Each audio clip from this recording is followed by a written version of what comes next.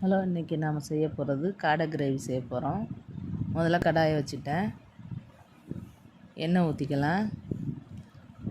நான் ஏற்கனவே ஊற வச்சுருக்கேன் காடையை.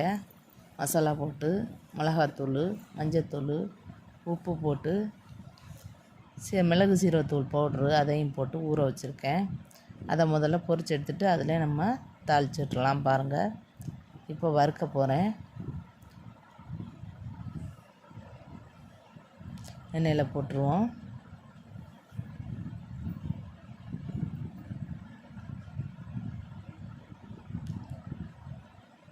ஃப்ரை பண்ணி எடுத்துக்கிட்டு நம்ம வெங்காயம் தக்காளி அதிலே வதக்கி சமைச்சிடலாம். வதக்கியாச்சு, வறுத்து எடுத்துட்டேன். காடையை வறுத்து எடுத்துட்டேன்.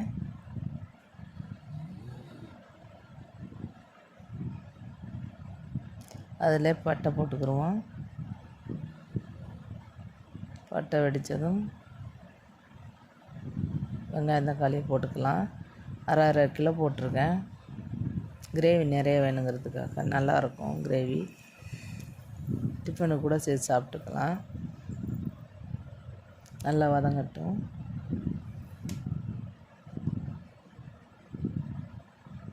நல்லா வதங்கிட்டுருக்கு. வெங்காயம் தக்காளி எல்லாமே நல்லா வதங்கிட்டுருக்கு பாருங்கள்.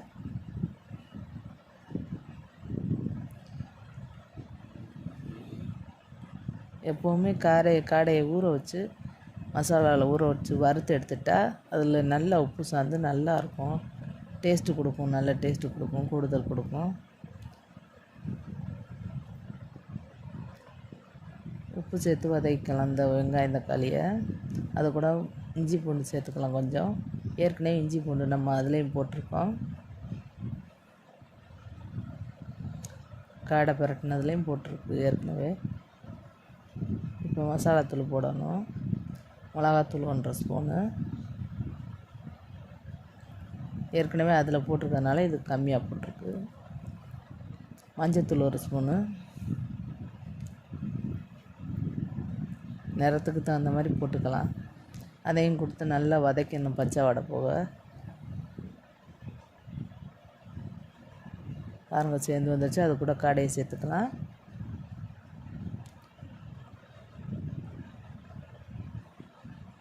நல்லா வதங்கி ஒன்று சேரட்டும் மசாலாவோட. அது கூட தண்ணி ஊற்றிக்கலாம். ஊற்றி ஒரு 20 நிமிஷம் மூடி வச்சு வேக வச்சிடலாம்.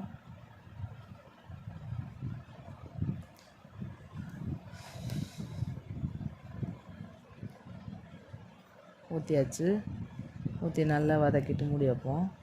தண்ணி ஊற்றி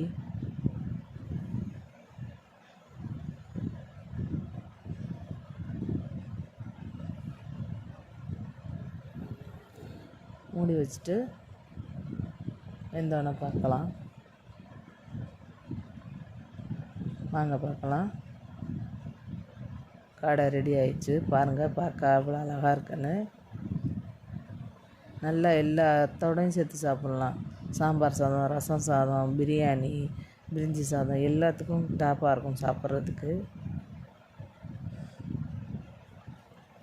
மல்லித்தலையை சேர்த்து இனிமேல் இறக்க வேண்டியதுதான் பாக்கி. பாருங்கள்,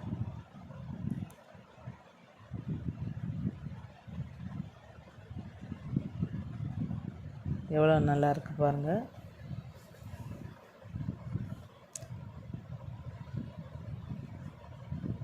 எல்லாத்துக்கும் நல்லா இருக்கும் சாப்பிட்றதுக்கு. மல்லித்தலை போடுறேன். இந்த வீடியோ பிடிச்சிருந்தா லைக் பண்ணுங்கள், ஷேர் பண்ணுங்கள், சப்ஸ்கிரைப் பண்ணுங்கள்.